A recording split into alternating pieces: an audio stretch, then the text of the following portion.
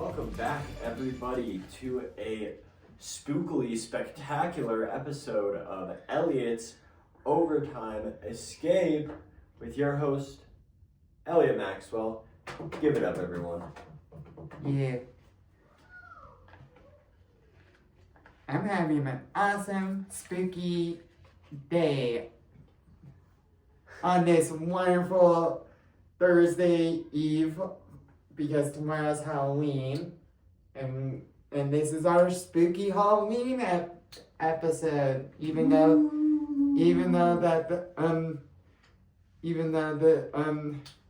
yeah. Now we should spin. Now it's time to spin the wheel for the first topic of today's episode. Yeah, let's do it. All right. What do you predict it's going to be? I don't know. I think it's going to be a 10-minute drill. Duh. Starting off with Coach of Week. That's a low odds chance.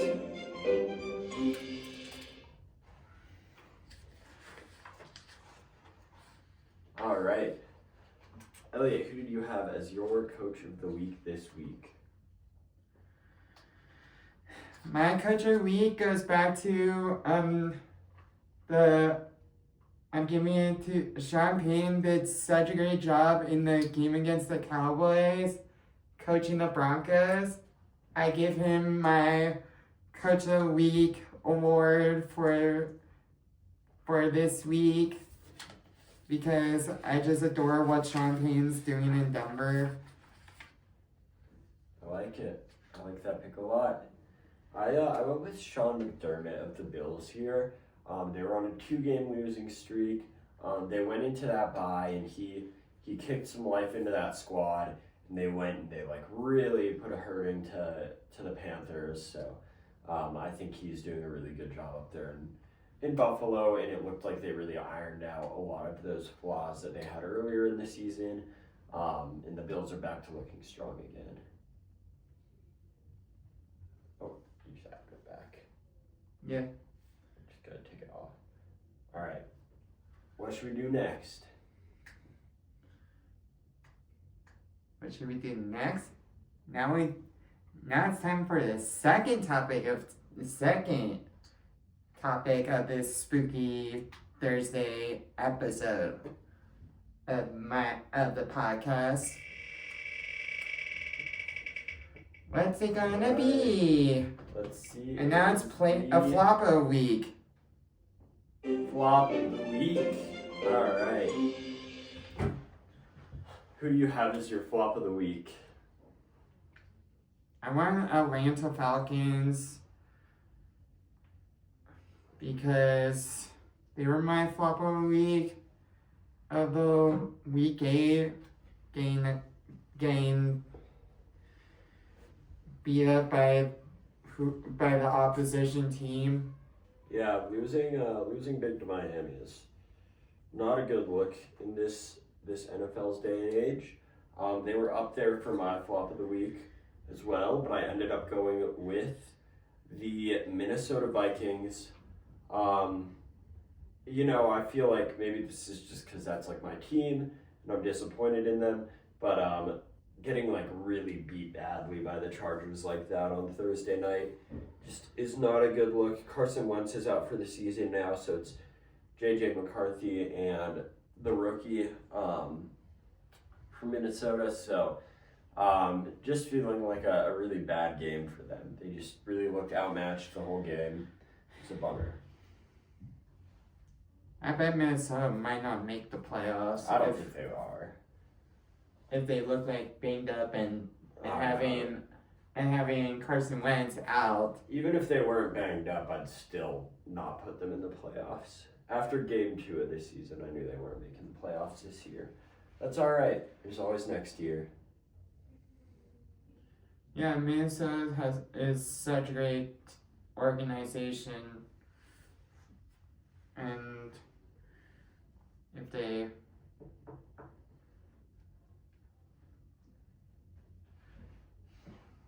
now we go on to the next topic. Oh yeah. on the spin the wheel. Alright. What's it gonna be? What do we have next? And now we have the 10-minute drill. 10-minute drill. Came before halfway through, so I'm kind of okay with that. Alright. To start, the Commanders expect quarterback Jaden Daniels to practice in full after missing week 8 against the Chiefs. That's really big for them in their matchup this week. I think if he plays, it's a really different team to if he doesn't. So we'll see. That'll be an interesting matchup now that he is on the field.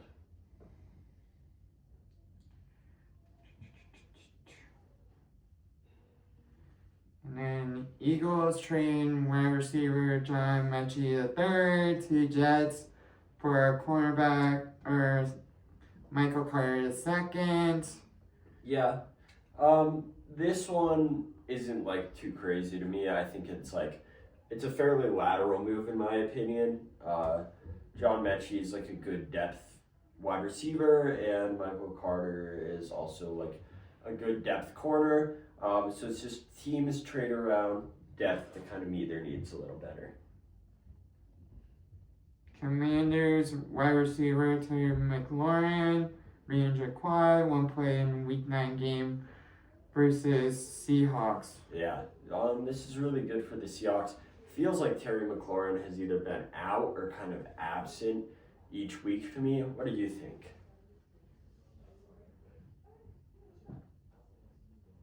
I bet if he doesn't, Commanders should just place him on IR for some time and just have him on short-term IR and then have him recuperate from his quad injury. Yeah. Because it would make more sense to just play him on short-term IR and not play him for until he's back and rehabbed from his quad.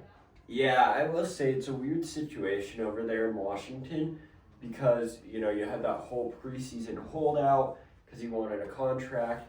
He got paid, and now it feels like he hasn't been the same wide receiver that he was last year, and he hasn't really done much this year. He's just kind of constantly been injured. Hasn't done a lot, so it's a big bummer for Commanders and Commanders fans the season that they're having.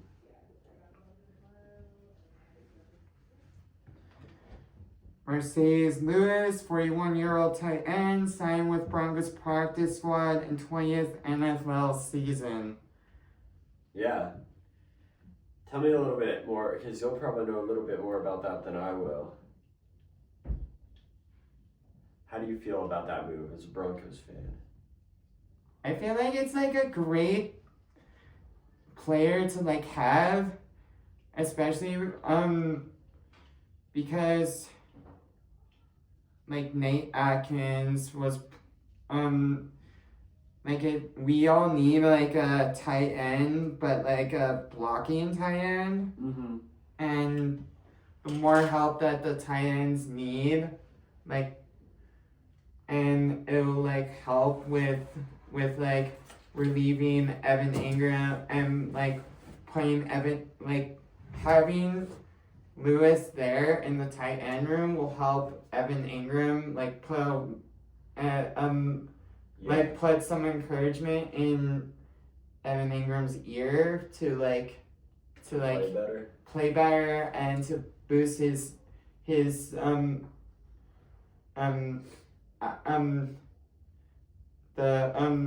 how much you signed Evan Ingram, but you need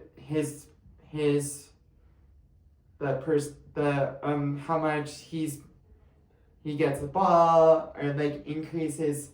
Yeah. And Mercedes Lewis would help with playing and just having him as a locker room guy, and especially because he's on the practice squad for us. Yeah. And he might be promoted to the 53-man roster for. He might be elevated to a 53-man roster for the game against the Texans. Yeah, that's kind of what I was thinking. It's like, it feels like a move so that they can open up more opportunities for Ingram to be more in the passing game and just get him off the field during blocking type plays because he's not really a blocking tight end at all. He's more of like in the he's more of like the passing runner yeah, because if I just tight end that Larry just like goes like jumps up and grabs the ball and then like goes runs. Yeah, because if I saw his build and I didn't already know he was a tight end, I would just think that he's like a wide receiver. He's the skinniest tight end, it feels like, in the league. So it feels like they're trying to get him off a few more blocking plays. Seems like a good enough move to me. Yeah. And then next up for 10-minute drill, Broncos not playing, placing cornerback Pat Surtain II, pectoral, uninjured reserve, like short-term IR. Yeah, they're not placing him. Because I heard from like there are sources out there that say that Surtain might be coming back earlier than even the Commanders. Yeah, he might be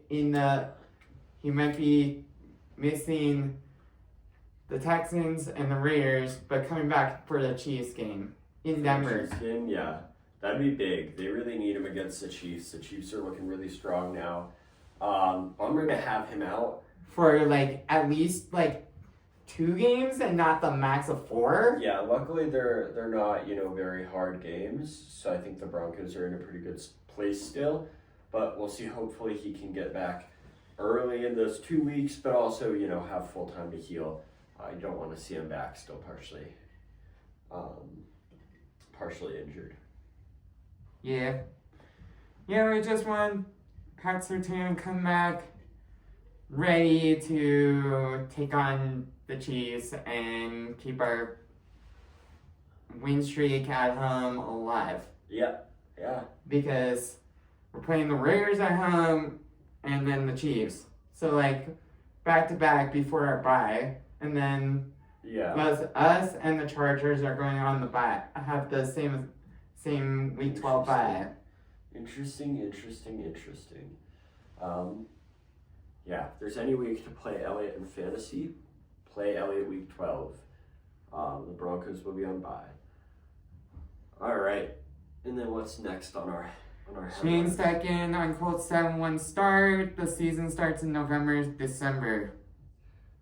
Yeah, I thought these are just really interesting words. I feel like there's like a few ways it can be perceived, but to me it kind of like oozes confidence of like, like we're cruising right now, and then November, December is when we lock down, like, are we going to get the number 1 seed? Like locking down. Yeah, but it's the number 1 seed overall in the AFC, not the divisions. Well, if they were the number 1 seed in the AFC, they'd also be the number 1 seed in the AFC South. So. Yeah, but like there's number 1s in all of the AFC. Yeah. There's like AFC West, AFC North, AFC East, AFC South. Mm-hmm. And I think that's what he's considering is like, how are we going to make sure that we're top of the AFC, not just of the AFC South? Like, how are we going to stay up at the top of the AFC? And I think that starts in November and December, as well as like preventing injuries, making sure your guys are rested and healthy before the playoffs. Yeah, but who knows? Maybe Kansas City could be the spoiler. Which would be no good. Could be spoiler for the Colts. Yeah. Should also make them spoiler for the Broncos. But we'll talk about that at another whenever that time, and whenever the point comes, whenever the Broncos play the Chiefs, it's going to be That'll be an interesting game. And then our last headline for the day is the Saints are to start rookie quarterback Tyler Shaw over Spencer Rattler versus the Rams in Week 9. I think there's a pretty small news. I think neither of those quarterbacks are really super good, so I don't think it'll make that much of a difference. Yeah, but Tyler is a former Oregon Duck. Yeah, and maybe Tyler Shuck will be really, really good, but I kind of doubt it. Yeah, but like we'll see. We'll see what comes out. If the Saints play spoiler on the Rams. Yeah, I would be shocked if they played spoiler on the Rams. And now the next question. Right. It's going to be the Player of the Week.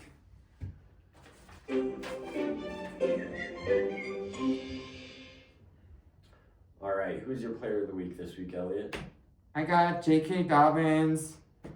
He did stellar in the game against the Cowboys, so I just give him my Player of the Week award for being a veteran and like having and like rotating with R.J. Harvey as like our running backs, the 1 and 2 punch. Yeah, I had Myles Garrett as my Player of the Week this week. I think that I think he's the best defensive player in the league, and I think he should probably end up getting Defensive Player of the Year. 5 sacks in one game on Drake May as well. It's not like that's like a bad O-line or a bad quarterback. 5 sacks is insane. It's really sad that he chose to stay on the Browns, so obviously that's on him. But I just feel bad because I feel like he deserves a lot better as a player. I think Myles Garrett might be on the trade block. He's not, because he chose to stay in Cleveland. He had offers elsewhere before this season, and he likes being in Cleveland, so I don't think they're trading him away this year. It's possible, but I think... But like the trade deadline's coming up. Yeah, I think the odds are very low that Myles Garrett gets traded, though. I think they just signed him to a really big contract, if I remember right. Multi-year deal, I believe. So, we'll see, maybe, but at the same time, I like him as a Brown. Yeah, but the Browns are doing terribly. Yeah, but I mean, I feel like he like oozes the spirit of the team. I feel like without him, that like franchise is dead in the water for a few years. But Myles Garrett is there, so it's still like an interesting team to watch, at least for me, as a Browns enjoyer. All right.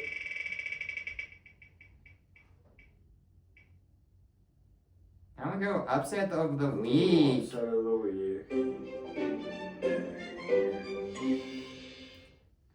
All right. Who do you have as your upset of the week? I've got the team that beat the Denver Broncos being Dallas Cowboys from week 8. It was not a steamroll, but like they outright beat them at home in Empire Field in Mile High in Denver, and I just think like the Denver Broncos really needed to like keep the streak alive and sending really good teams like home back to Texas on a loss. Yeah, for my upset of the week, I have the Jets beating the Bengals. It was one of like 2 upsets. The Texans also pulled a little upset, and I feel like those were kind of the only true upsets of the week. But yeah, the Jets beating the Bengals in like a 4th quarter 15-point comeback was just insane. That Bengals defense is so bad. But I'm really glad to see the Jets get a first win. I really like Justin Fields, and it was tough to watch him be like ridiculed by his own coaches and stuff. It felt really unfair.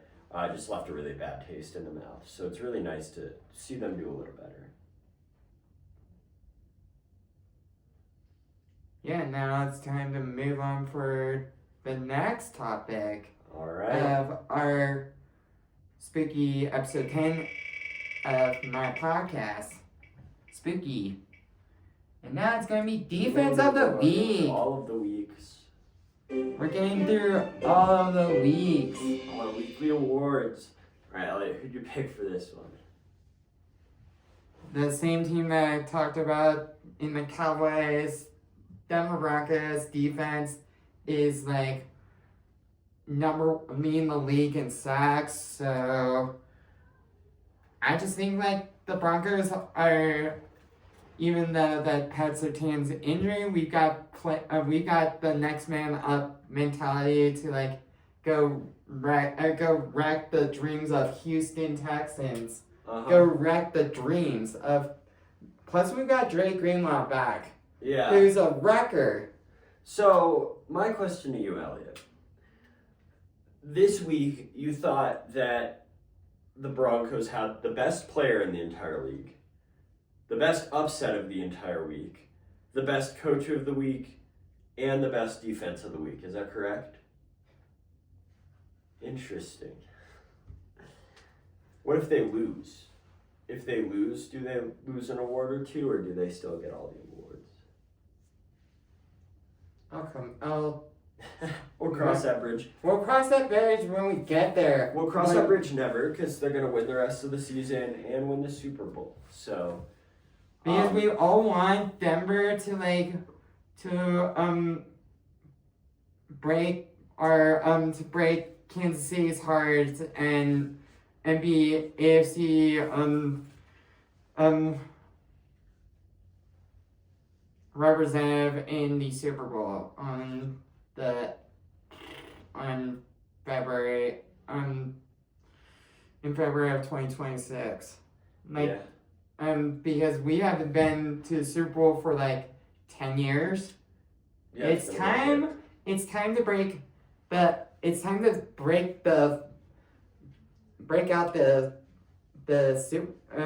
to be in the Super Bowl. Yeah, and be in the Super Bowl. Because we were in the Super Bowl 10 years ago. Yeah. 10 years ago. That'd be a nice. That was like the last time that Peyton Manning was our quarterback, and it was like the time that we had Demaryius Thomas and everything, and we won the Super Bowl 50 in Santa Clara, and we deserve it. We deserve to be in the Super Bowl again, and not be sitting at home crying our eyes out. Yeah. Not being in the Super Bowl. Yeah, we will see what happens. For my defense of the week, I have the Tampa Bay Buccaneers. Yes, they were facing the Saints, which are historically not the hardest team to defend, but their defense really stepped up and won them that game. In a game where Baker Mayfield didn't look as good as he has in the past. Also, they had that pick six on Spencer Rattler, which was just like, it was almost sad to watch. I mean, he gets it, and then Spencer Rattler tries to tackle the linebacker, and he just gets like stiff-armed straight to the ground. And then he just walks it in from there. So really, the Tampa Bay Buccaneers had a really, really good defense this week. And it was kind of that or the Bills. But I already gave them kind of their colors for Sean McDermott, so yeah. Yeah, now we've got 3 more topics to talk about. And now it's time to spin the wheel for our third to the last topic of today's episode. What's it going to be? Now it's going to be like... Ooh, Walt's World.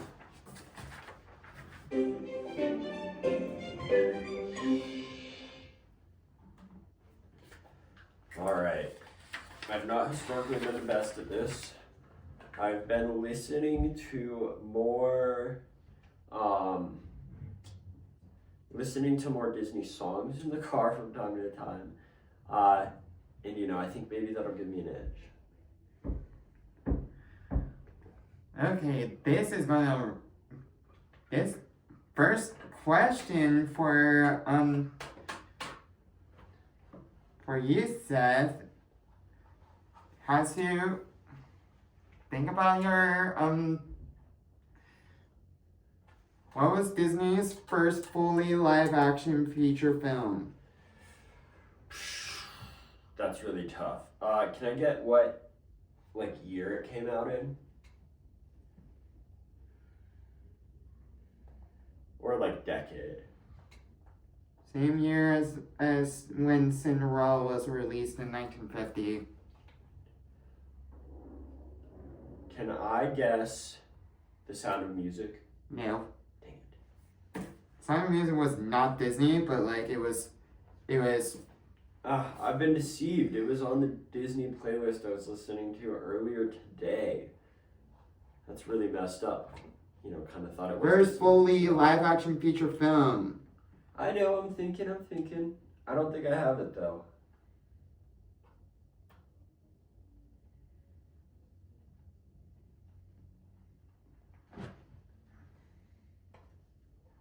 What's the answer on that one? Treasure Island. Yeah, I don't think I've ever even heard of Treasure Island, unfortunately.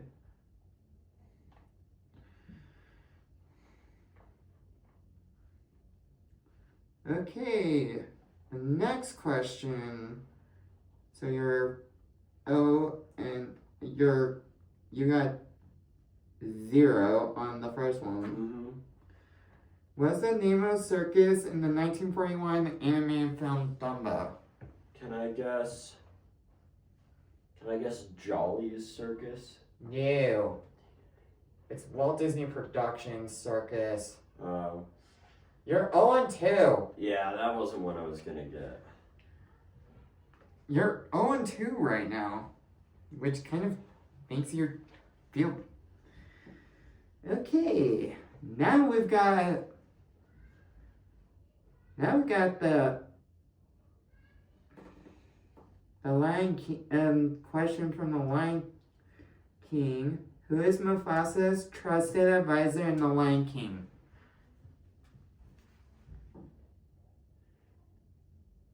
If I get the animal, will that count for a point?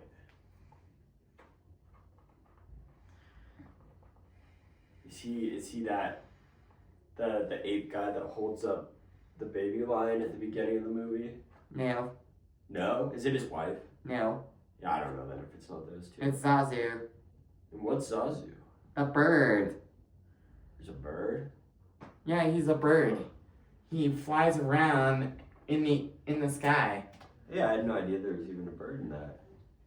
And he's Mufasa's trusted advisor. Yeah. Okay, so you're 0-3. What are the 3 things needed to fly according to Peter Pan?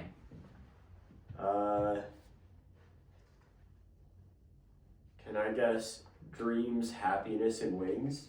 No. Ah. Faith, trust, and pixie dust. Oh, okay. That makes sense. So you're 0-4 right now. Mm-hmm. What year was the original Sleeping Beauty released? You give me really hard questions. This is easy. I think like 1 in like 20 people could answer these off the top of their head with no options. I went the easy, but but then I threw in some questions that were hard. Yeah. It was like easy but hard. What are the 3 things needed? Or no, what was the year of the original Sleeping Beauty? Can I guess 1962? No. You have to go back prior to that. Okay, can I guess 1953? Nah, you're in the right decade that it's later than 1953, close to 1960, so it's like 1 year, 3 years prior to 1962. Well, I think you just told me the answer, so I don't think it counts as a point, but that would be 1959. Yep. Yeah. No point though, because... Okay. Okay. You are going to have to get this one right if you have to get a point. Which 3 continents are home to the Disney theme parks? Oh, okay. I actually know this one because we've talked about it before. The 3 continents are going to be North America, Europe, and Asia. Yeah, you got a point. Okay, now this is the early 2000s. In Lilo and Stitch, who does Lilo live with? Can I guess? Can I guess her sister? Isn't it her sister? 2 points. I'm already on par with how I usually do. If I get one more question correct, I'll do better than normal. There's one question that's short, and I put, who is he? In what context? I literally just found it. I literally just I searched up.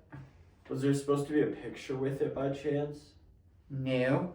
I literally just searched it up, and I literally Well, do you know who he is? Because I'm not gonna get it with 0 context clues. That could be anybody in the whole world.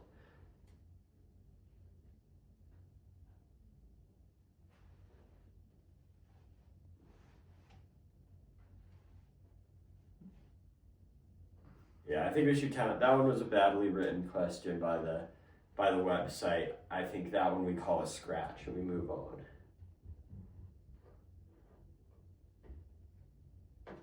What's the name of the city in Big Hero 6? That's the last question. Isn't it just San Francisco? You got the part of it right, but Dang it. it's San Francisco. San Francisco, that's what it is. I can remember. And it's San Fran and Tokyo combined. Yeah, okay. I knew it was something like San Francisco. San Francisco. So you got 2 points. I got 2 points. I'm pretty happy with that.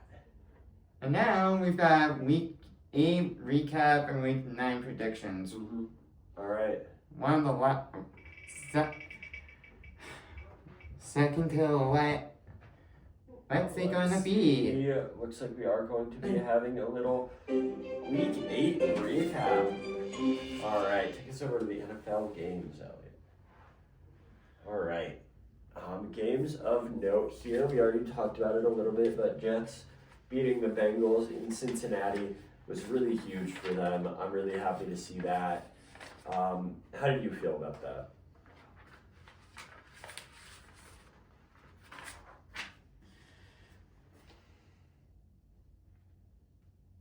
I think there's the Jets being the Bengals was they needed this win, but they're still not out of the woods in terms of getting out of the. They're still in the bottom of the barrel in terms of getting out of the. They're not making the playoffs this year. No, they're definitely not. But it's good to see them at least win something. Yeah. That's really good to see for them. Another upset, my other upset that I kind of mentioned during that segment, is the Texans beating the 49ers at home, which I think is pretty big. They really needed a win, and it really looked like everything was clicking down in Houston. I think that team's a lot scarier if they continue to play how they played against the 49ers. The defense is insane. Christian McCaffrey had 25 yards from scrimmage or something, and he's the entire 49ers offense. So the fact that they managed to completely eliminate him was insane, and CJ Stroud looked like a real quarterback again, which was cool. And I thought that was, an interesting game. Do you have any games that stuck out to you?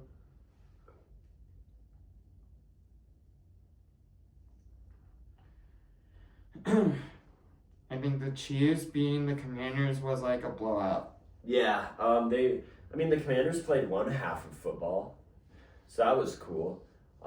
With Marcus Mariota as the quarterback. Yeah, and they played a good first half, and then they sent out the high school team for the second half, and it shows. Yeah. Packers-Steelers was a big game. It was Aaron Rodgers' chance to beat every team in the league, probably the only one he'll ever get. And he came up way short. The Packers just looked a lot better. I mean, Aaron Rodgers specifically didn't really come up short, but that Steelers team came up short. Things are kind of looking a little bit down in, Pittsburgh, and I would not be surprised at all if the Ravens still win that division. It's such a miserable division. Another one would be the Ravens beating the Bears, because it was not actually Lamar Jackson who played that game. It was Tyler Huntley, and he actually kind of balled out. So if you're the Ravens, I know Lamar Jackson is supposed to be back this week for sure, and that's really, really big. And that's all the games I had in mind. Yeah, now the last one is the predictions of for this coming week. All right, get into our week 9 predictions. All right, let's go matchup to matchup. Up first, we have the Ravens, like I just mentioned, with Lamar Jackson back in Miami, who just beat the Falcons really handily. Elliot, who'd you pick for this one? I went Baltimore Ravens. Okay, I respect it. I also went Baltimore Ravens. I don't know what to think of the Falcons, so the Dolphins beating them in the way they did doesn't really give me a lot of faith in the Dolphins being good at all. So yeah, I think the Ravens will go in and win pretty handily. Granted, that defense is still really bad, but I could see them definitely winning over the Dolphins. 49ers Giants. 49ers going to New York to face the Giants. Elliot, who do you have winning? I went San Francisco 49ers over the Giants because even though the Giants have lost Kim Scalaboo for a season, it's just bad for a team to lose your starting running back and especially because I think the 49ers will go go win the game over the Giants because they're coming off a loss at Texans and they need a win. And they look like they could sack Jackson Dart for this game on the early morning matchup. Yeah, I have the Giants here. This one's more just a fun pick because I have a little bit of wiggle room. Actually, to mention, last week I scored. What did I score? I think I scored one higher than you. I think it was 8 and 7. I went 8 right. You went 7 right, which brings the gap up to 6. So I'm going to play around with my picks a little bit more because I think it's fun. I think the Giants can win this at home. They haven't looked necessarily great, but last week they were also playing a really pretty good team. Forgetting who they played. Let me remember who they played really quick. Yeah, the Eagles. It's divisional. Usually. Yeah, but the Eagles won that game. Exactly, and I think the Eagles are a great team, and I think that they needed a bounce back game after they were losing 2 in a row, like the Bills were, and I think that the Giants are still a good team. Even though that they're not going to have Kim Scalaboo for the remainder of the season. Yeah, I don't think that's super world changing. I mean, he's a really good running back, but it's not like if CMC went down again for the 49ers or if Jonathan Taylor went down for the Colts. He's not that caliber. I think that their backups will step up, and I think that their defense will be good enough to hold up against CMC, and I think they'll win this one at home. That's my prediction. Yeah, but the 49ers are they're still injury prone, but they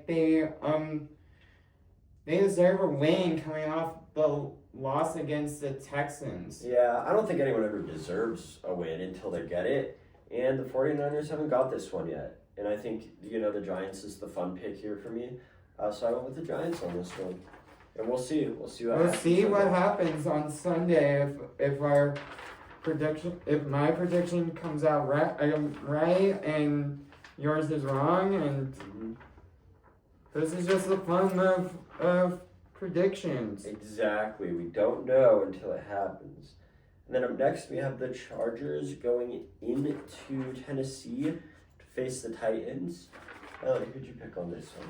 Chargers all the way over Titans because the Titans look like they're a shadow of themselves and need a rude awakening from the Chargers to like, if you want to play you want to be great, you have to have a veteran quarterback. Interesting. What about the Broncos last year with their rookie Bo Nix? He played pretty well. Yeah, but Cam Ward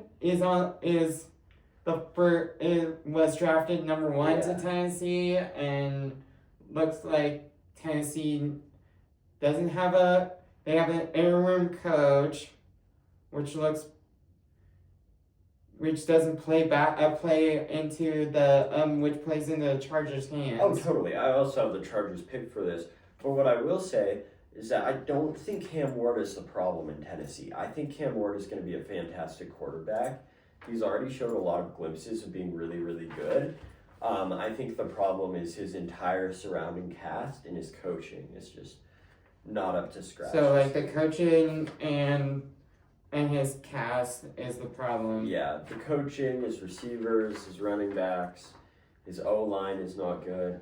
I think he'll do really well in the league. I think he just needs an upgrade on some. Yeah, he needs a better supporting cast. So, but yeah, I do have the Chargers winning that one handily. I think the Chargers are a very good team. And now we got another disagreement on the next one. Mm-hmm. The Vikings going into Detroit and playing the Lions. Who did you pick for this one? I went Vikings over Detroit. Tell me a little bit about that. Because that's a big upset. Why'd you swing that way? Were you just feeling it?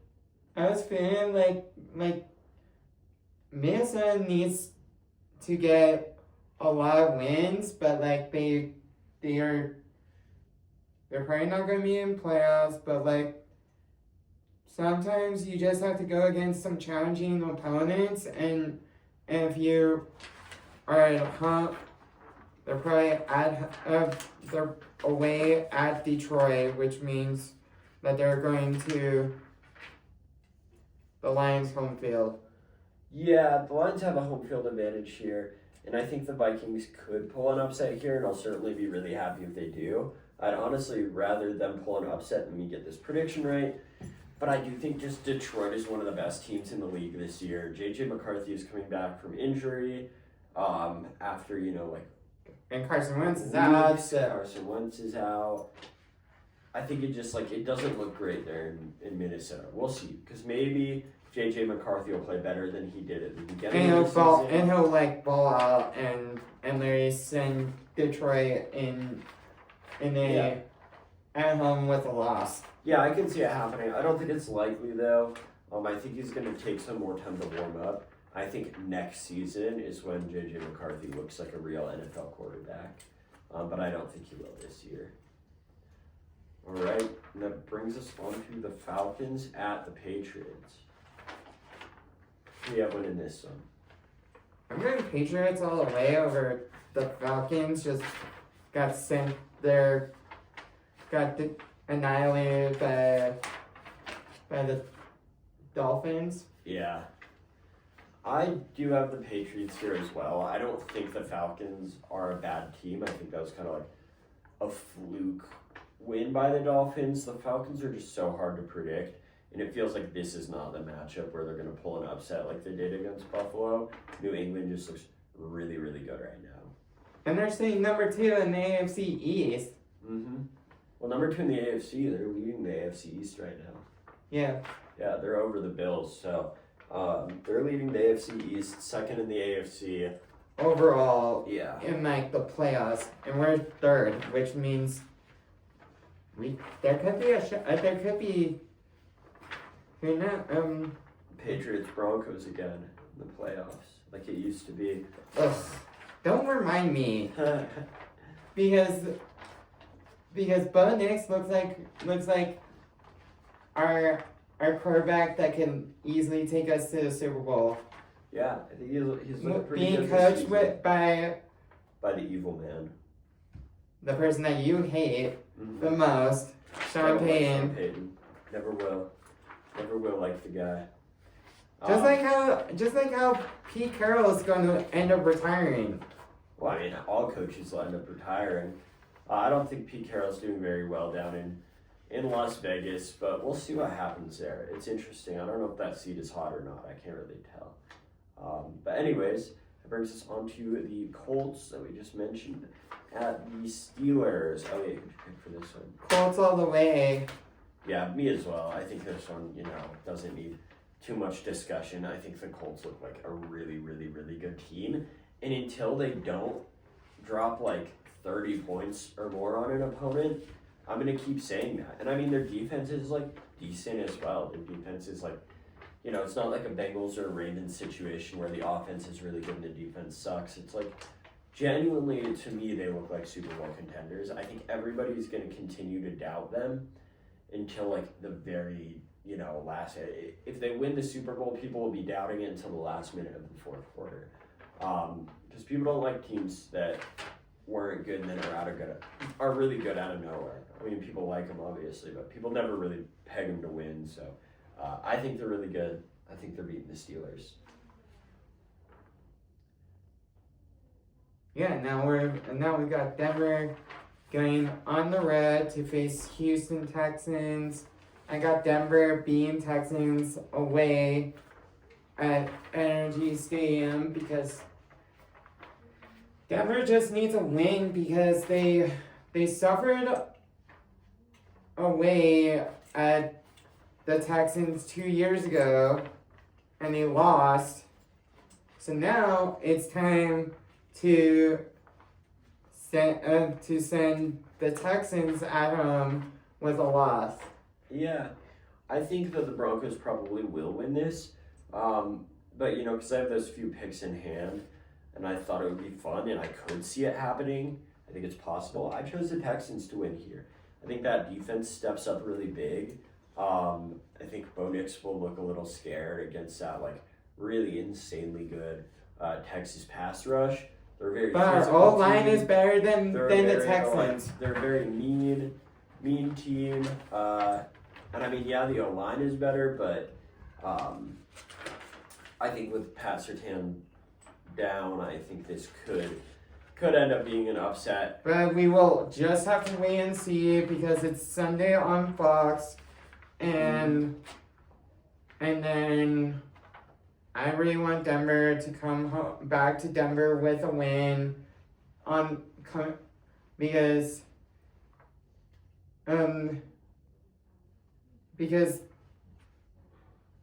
Denver can be scared. Denver can take on anyone and win. Yeah. And the Texans need to watch themselves because Denver lost 2 years ago. We do not want to have another loss again 2 years later because Denver's trying to keep their win streak going and get it to 6 games and going 7-2 coming back to Denver to face the Raiders because we play the Raiders in Week 10 on Thursday Night Football. So in 2 weeks. In one more a week from tonight. Yeah, I do have the Falcons. I still have the Falcons winning it. I just think it's a fun pick, and I could see it happening. In the Broncos, other than the Cowboys, this season have very much played to the level of their opponent. Most of their games have been really close. They had that crazy comeback against the Giants. Upset the Eagles. Upset the Eagles, and that was close. And then Indianapolis, that was close. We beat the Jets. We beat the Giants. We beat the Eagles on an upset in the fourth quarter. Yeah. And and then there was another. It was Got beat by the Chargers. I think that they played through their opponents. we beat the Eagles, and then we beat the Jets in London, and then the Giants, achievement now that they're and then we beat the Cowboys. So like we beat 6 teams. Yeah, I just think that the Broncos always played at the level of their opponent. Like And the Jets could have and probably should have won that game against the Broncos. And that's like not a great look. But then you have the Cowboys last week where the Broncos looked really good. So I think it's like kind of a streaky team, and I could see an upset happening here. But it's just this is like early predictions. We are very early. This is like prior to games. Yes, this is prior to games. We do our predictions. We make our predictions actually on like Wednesday usually. I think it's a fun one. I think it could be an upset. But it could go either way. It could exactly. Who because knows? Sean Payne and the Denver Broncos need a win and not losing 2 times to the Texans. Yeah, I agreed with you. Right? I said I think that the Broncos will win. However, I think an upset could feasibly happen. That's why I'm picking the Texans for this. And that'll bring us on to the Bears going to Cincinnati and playing the Bengals. Who did you pick for this one? My Bengals versus the Bears. Yep. And you picked the Bengals? Bengals being the Bears. Yeah, I chose the Bears on this. Joe Flacco looks like there's a good chance he's a little injured. He's a tiny bit beat up. They just lost to the Jets of all teams. And I think Chicago still has a lot to show. I think they have a lot of potential. And I think they're a solid team. So I have them beating the Bengals fairly handily here. I mean, obviously it'll be a bit of a shootout. You can't ever write out off the Bengals offense with Jamar Chase and T. Higgins. But I have the Bears. And now it's Green Bay Packers. Yep, the Packers playing at home against the Carolina Panthers. I think this one's not super close. I mean, granted, the Packers has been upset once before by the Browns. But the Panthers got lost to the Bills. Exactly. I think that the Packers win this, for sure. But, yeah, I want Green Bay. And then the next one is Rams at Saints, and we both picked, and I picked the Rams, and you did too, so. Yeah, we both picked the Rams on this one. I think this is the first time you've bet against the Saints, if I can remember right, for the whole season, so that's really interesting. I do think the Rams are just a much better team, though. Yeah, now the next one is a disagreement. Mm-hmm. Jags against Raiders.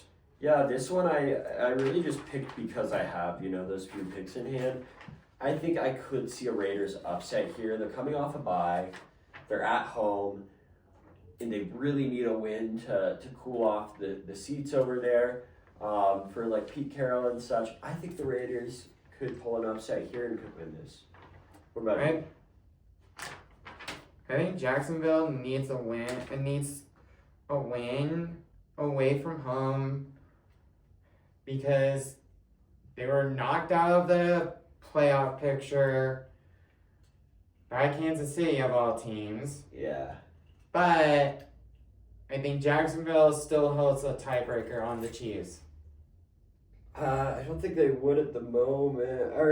Because they beat them. But they're currently down. They're down a game on the Chiefs, so they need one on the Chiefs so that tiebreaker will matter, essentially.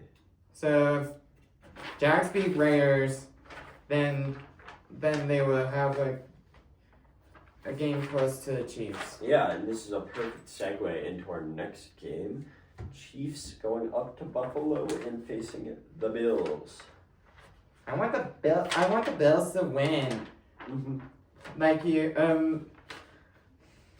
I want Sean McDermott to beat Andy Reid. Yeah, This is a really tough match. I think these two teams are some of the very best in the AFC, and I could see it going. AFC East versus AFC West.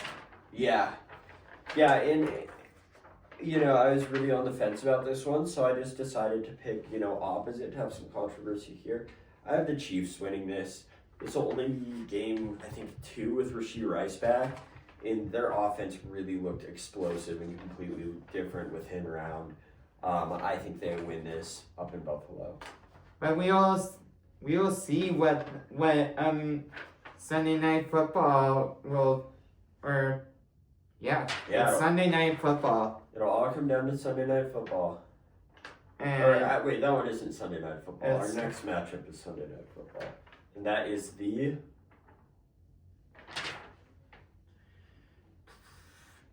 Seahawks taking on the Commanders. Yeah. If Jalen Daniels is playing in the game, it's going to be. We would have to look at all the injury reports for all the teams to see if Jalen Daniels is practice full, practice limited, practice like. Yeah, Jaden Daniels, to my knowledge, is a practice full this week and will be playing. I still think Seattle, though, is one of the best teams in the league. And especially with Sam Darnold. Yeah, I think they're borderline Super Bowl contenders, so I can see them winning this. I also picked Seattle going into Washington and winning on Sunday night. Which brings us on to our Monday night matchup. Cardinals at Cowboys. Uh-huh. And Elliot, you picked an underdog here. I want the.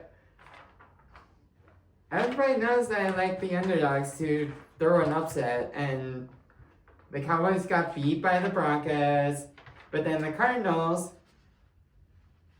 who knows, could beat the Cowboys and cause an upset, and then the Cowboys will be at 3-5. I think the Cardinals are gonna win this. They always tend to each year they look really good for 2 games, and then they just writhe in misery for the rest of the season, and I think they're in that phase right now. I don't know what needs to happen there, but it might be a rebuild. There's not a lot going on good down in Arizona, so.